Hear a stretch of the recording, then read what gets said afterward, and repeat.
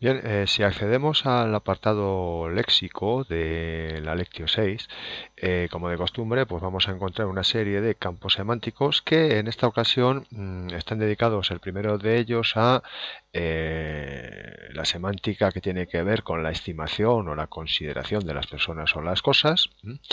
Un segundo grupo relacionado precisamente con él de palabras. Vamos a ver justo algo que hemos estudiado en la lectio, que era, si recuerdas, la función semántica comparativa. Pues bien, aquí vamos a poder ver cuáles son los comparativos y superlativos anómalos del latín, que no tienen mayor problema porque todos han sido heredados por el español. Por ejemplo, el comparativo y el superlativo de parvus, parva, parvum, pequeño o pequeña, es minor, minus, comparativo, minimus, minima, minimum, el superlativo.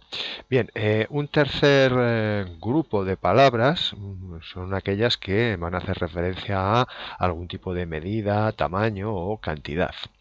Es interesante que todas estas palabras, por ejemplo, sustantivos, adjetivos o verbos, los asignes gramaticalmente a una declinación o a una conjugación. Y tal vez lo más interesante sean lo que hemos llamado adjetivos de localización.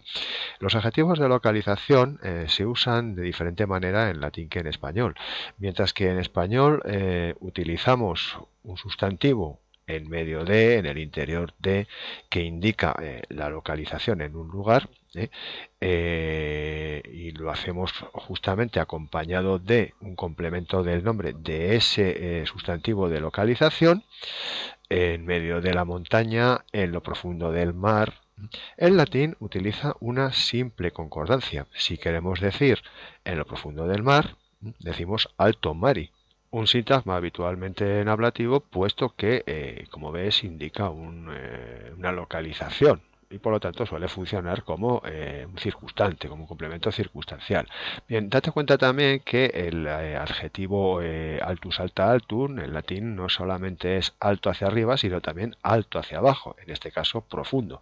Lo mismo que imus ima imum, que indica el interior, lo más interior, en el sentido de profundo. Si tomas como referencia, por ejemplo, en la montaña, que es la que tienes aquí en el diagrama, verás que imo monte se tendrá que corresponder con la falda de la montaña, medio monte es en mitad de la montaña y sumo monte es el pico o lo alto de la montaña. Como vengo diciendo, se trata de una simple concordancia sustantivo-adjetivo que en español no nos queda más remedio que traducir por un sintagma preposicional con la localización en lo profundo y el lugar como un complemento del nombre de esa localización, en lo profundo del mar. En ese sentido va enfocado justamente, y ya pasamos a la parte práctica, el primer ejercicio que te proponemos. Si coges, por ejemplo, el 2, dentro del ejercicio 1, verás que en el cuadrado amarillo te aparecerá una especie de definición que tú tienes que completar con la traducción del latinismo, en este caso, ¿no? Sentimiento que nace ab imo pectore, tendrá que ser sentimiento que nace de lo profundo del pecho. 5 palabras se solicitan. Hay otros que no tienen nada que ver con los adjetivos de localización, pero sí con los comparativos y los superlativos. Por ejemplo, el 7 dice, esta es la más mala de todas. Pésima. Corruptio optimi. Corruptio optimi es la corrupción del más bueno. Recuerda que optimus, optima optimum, es el superlativo de bonus bona bonum. Si pasas al ejercicio 2, lo que te vamos a proponer son una serie de formas verbales prefijadas, en la que tendrás que traducir en función de si está en infinitivo, en perfectum o en presente, la forma que se te propone. Por ejemplo, en evenire, venire significa ir, venir, llegar, pues, y es un prefijo que indica separación. Entonces, el venire sería algo así como llegar algo de fuera sin que se espere. Por lo tanto, si despliegas la lista, lo más próximo que tenemos a venire es suceder, que efectivamente es lo que significa. Bien, el ejercicio 3 ya sabes que va siempre enfocado a la evolución fonética. Aquí insistimos en los distintos tipos de palatalización que hay en latín y como novedad te presentamos el ejercicio 4 que va enfocado al trabajo con sufijos. El trabajo con sufijos o el significado de los principales sufijos del latín que hemos heredado casi todos en español, lo vas a encontrar en la gramática didáctica, el tema 3, en el epígrafe 2.4. La dinámica del ejercicio es sencilla. Simplemente, si pulsas sobre los botones amarillos, se te da una definición. En este caso tenemos el abstracto de querer, que como sabes es el verbo volo, vele, volui. Bien, pues tienes que desplegar la pestaña y entonces buscar el sufijo que más se adecue a lo que pedimos, que es el abstracto de querer. Y el abstracto de querer es la voluntas, la voluntad. Pero no solo eso, te vamos a pedir además, fíjate lo que sucede si situamos el ratón sobre el rectángulo amarillo, que te está pidiendo un caso, es decir, la palabra que tú has obtenido con la adición del sufijo, queremos que en este caso la pongas en ablativo de singular, voluntas, voluntatis, tercera declinación, así practicamos también con las declinaciones, se te pide en ablativo de singular y el resultado tendría que ser voluntate. Bien, puedes completarlo, ya sabes que lo puedes autocorregir.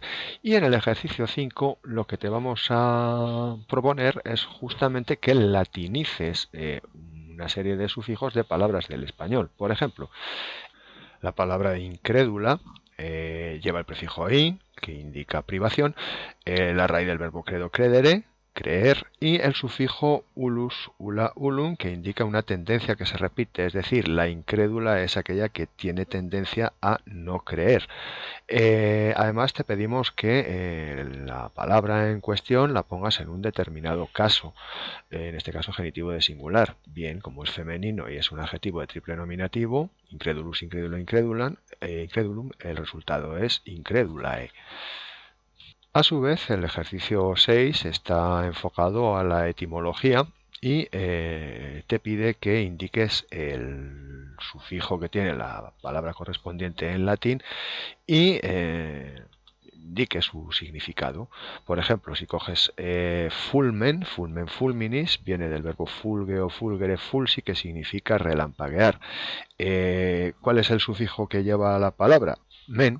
Y el sufijo men indica un instrumento o un medio, es decir, fulmen fulminis es el medio a través del cual tiene lugar un relampagueo, es decir, diríamos el rayo. Ciertamente es una etimología difícil de establecer, pero piensa en español en palabras como fulminar o fulminante, ¿no?, que se relacionan precisamente con el rayo. Fíjate además que fulmen fulminis tiene forma de sustantivo por su enunciado.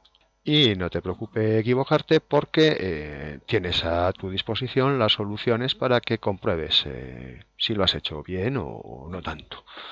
Y ya para terminar, el ejercicio 7 es justamente el mismo que acabamos de hacer, pero al contrario.